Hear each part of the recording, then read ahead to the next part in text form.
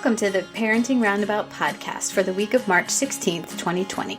Every week we chat about the things parents are talking about, complaining about, and obsessing about right now. I'm Catherine Haleko, and I'm here with Nicole Eridix. Hi there. And Terri Morrow. Hello.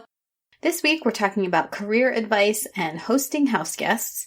Plus we're taking a couple of breaks for an entertainment discussion and a recommendation roundup. But today we're going to talk about what everyone is talking about 24/7, the coronavirus. Oh, dear. And it is such a moving target. Mm-hmm. We are recording this now, but by the time you hear it, who knows what? Yes, we should say we're recording this the Wednesday before you're going to be hearing it. So we will provide any updates in the show notes as things have changed since we talked about it. Because things are just changing constantly. Mm-hmm. I mean, they really are. My daughter and I are planning, or had scheduled quite some time ago, a college visit this week for admitted students. And she really felt like it was important for her to go because she's just not sure about this school. And she kind of wants to rule it out, honestly. Mm-hmm. So, at the beginning of the week, I was like, sure, fine, I hope they still have it. Yeah. And then on Tuesday, people started asking questions because I belong to a Facebook page for... They set up a Facebook page for families of admitted students. And it's only for families of admitted students. And once you make your decision, they shut it down, basically. Oh, gosh. But anyway, so people were asking, are they still going to do it? What's the deal? And... the admissions office said, okay, by Wednesday morning at 8 a.m., we will have a decision. Well, by about noon, they finally decided that, and I assumed, I was like, they're going to cancel it. There's no way, that with so many schools sending kids home and, having virtual classes, I can't imagine that they would do this. Well, then they said at 12:30, whatever, we're still going to do it. But if you need to cancel, just let us know. So then 8:30 p.m., we get another message that says, well, we are going to have it, but it's going to be kind of different. And here's the ways it's going to be different. And if you still want to come, that's fine. So that's welcoming. But wow, we are still going to go. Yeah. This is on Friday, this event? Yes. Could change 2 or 3 times. I know, but I'm getting in a car tomorrow morning to start driving there. So, well, as we speak, I'm still waiting to hear from the United States Immigration Services because my daughter is due to have her naturalization ceremony next week to become an American citizen. However, it's meant to take place at the LA Convention Center with 5,000 other people. Whoa. And that's 5,000 applicants, not including their families. Right. Wow. So, I don't know how they're going to pull that off. Yeah. And because we're all going to be in very close quarters together. Yeah. So that sounds like the kind of thing that they're not wanting to do. Right. And then I just had a conference get canceled on me. So, and then I have another one that's coming up next week, but that hasn't been canceled yet. And then, of course, the UC system in California has been shut down, as are the private schools and the state schools. So it's interesting times. Yeah. Some of the colleges have been shut down in New Jersey, but not all of them.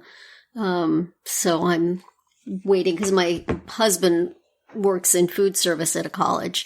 So I check their website every so often, and last I looked, they hadn't made a decision yet. So I don't know what's going to happen there. Everybody in my family works in a service industry, and I'm like, is everybody going to be home pretty soon? Yeah. Either nobody's going out to eat, or they shut the businesses down, or right. We have a college, a hotel, and a restaurant between the 3 of them, so all of them could go. And as the work-at-home person, I will possibly be the only person still working. Trying to work with everyone around you. One of my freelance clients, they're all now going to work at home, too. They're based in New York City, but they're all going to be work from home for the time being. So yeah, that's the way it's going to be, I guess. The really only disruption we've had thus far is that Special Olympics bowling tournament my son was going to be competing in, not the weekend of the 21st and 22nd has been canceled and will not be rescheduled. So that's it. Bowling season's over, which is not a tragedy. And I was very much expecting that they would, because it's a population that has, maybe have some health issues and, right. and it's not essential. So, but, it's going to be more to come. Industry. If you're taking a plane these days, I've been seeing a lot of photos online and people sharing that, these planes are half full now. Yeah. I can't imagine how the aviation industry, it's just so far reaching. I listened to a movie podcast the other day and the guy said he went to see a new movie and he was the only one in the theater. So I can't social imagine. Distance. Social distance. It's like, I got, I understand from a pandemic point of view why that's important. But at the same time, man, the one thing that we as a society need more of is less social distancing. It's like, we've noticed that things are pretty on edge because everybody's only communicating with each other online. So what we're going to do is we're going to make sure you don't see each other personally at all. All going to be virtual. Except for your own family members that you're going to be trapped with and you're going to grow to hate because of too much contact. I said to my kids today, we're just one big petri dish, the four of us. So, boy, it's going to be different. I also noticed that we've also had a big change at church with, we're Catholic, so there was no holy water at the door. And you're supposed to, just wave at each other at the passing of the peace, which is fine with me. And they're no longer placing the host on your tongue or having the communal cup. And so there was, a 5-minute discussion at the beginning of Mass as to all the changes. And the priest basically saying, not my decision. This came from, don't argue with me. Right. So, and, it's not a big deal. Just for now. We'll see what happens. Well, I believe I heard that there was a church in Washington, D.C. where the priest tested positive for coronavirus after shaking 1 million hands and offering communion.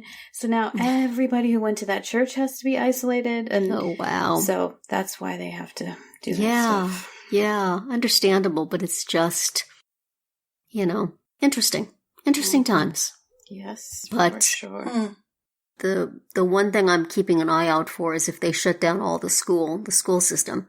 Right. And I just, amidst all the prayer for people to stay well and for, us to come through this as a society, boy, do I pray for parents who suddenly have kids home. Whether they're taking classes on computers or whether they're little and they're not.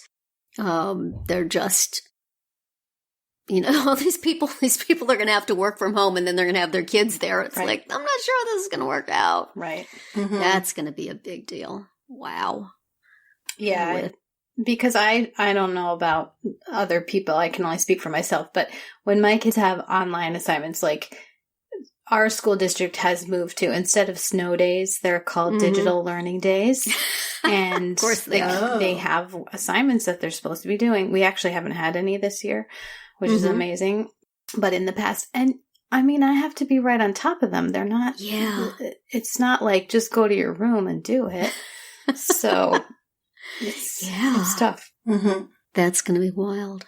And it's like, if it had been my kids, the disruption of routine would have been really, really difficult. Right.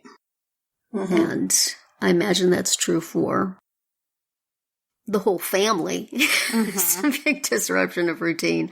Right. I understandably, because if it's really you're trying to stop the spread, you really don't want a bunch of, kids in a building together for hours. Right. But at the same time, wow, that's going to be good for traffic in my neighborhood, though. So go. Shut it down. I'll be able to get out of my cul-de-sac. Recording. We don't have to worry about buses. No more bus rumbling. Excellent. I was going to say I'll be able to get out of the cul-de-sac to take my son to work, but maybe not. So, Yeah. Interesting time. Well, wherever you are listening to this podcast, we hope you are healthy. And washing your hands a lot.